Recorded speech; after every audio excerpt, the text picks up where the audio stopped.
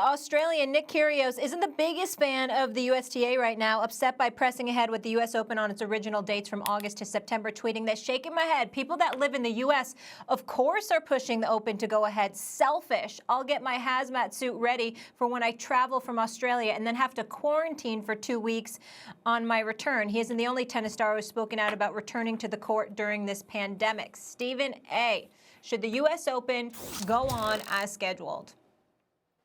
Absolutely.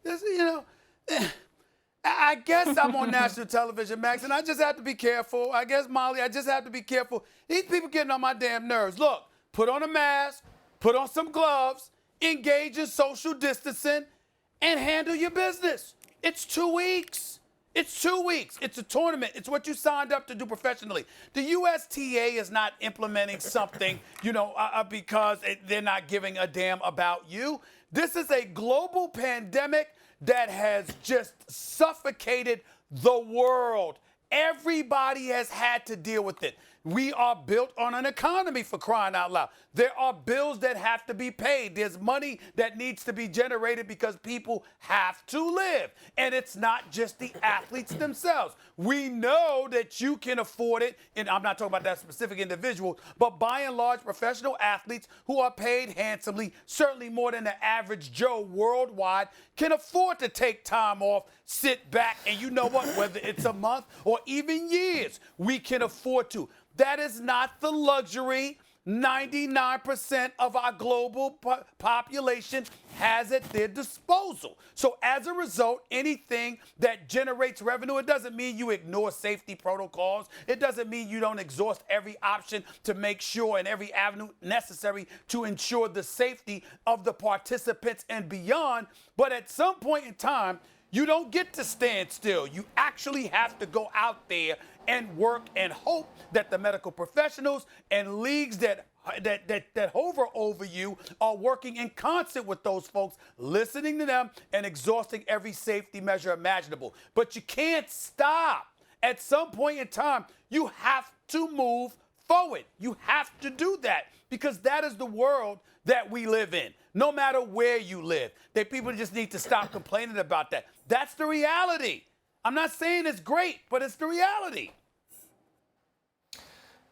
When this story first came to my attention, Stephen A., I wasn't sure what the beef was, but I assumed upon first hearing it that the beef was the protocols weren't strict enough.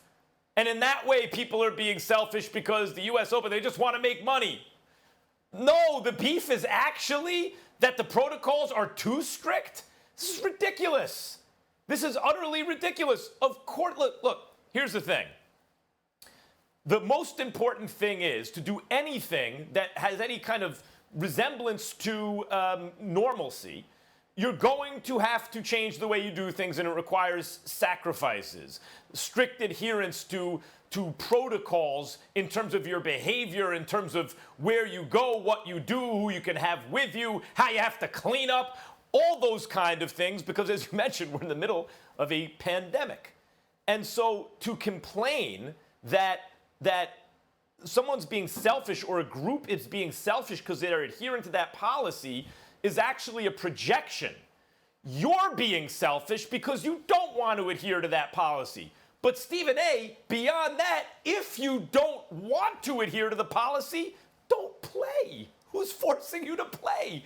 Just don't play. Are you so upset that people are trying to, as responsibly as they can under the circumstances, carry on with life, that because you feel it requires too much of a sacrifice on your part, you don't want to participate, and since you want to take your ball and go home, you're mad because you're left out? It doesn't even make sense rationally. If you have a problem with being safe, don't participate and then stop complaining. You don't have to stop complaining, but do me a favor. Max, did you catch what he said on the tail end? He was saying, because I got to come back to Australia and basically be quarantined for 2 weeks. So that's really what it sounds like. That's really what his problem was. We got to travel to the U.S. We're going to be restricted. And then after we come back from the U.S. and I come home, I'm going to have to quarantine myself for 2 weeks. Well, I'm sorry, you're a professional. and you're a professional, that if you win and you ain't a scrub, you're going to be paid handsomely for your professional exploits. This is the sacrifice that comes with it. I really don't understand.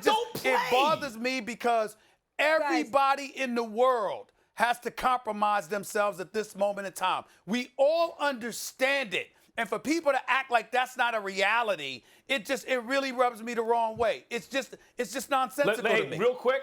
Listen, let me just Go ahead, Max. This pandemic, Molly, if I could just say one last thing, this pandemic is a good rehearsal for a deadlier disease, because the fear of many has been for decades, when you look at threats to humanity, is a deadly pandemic.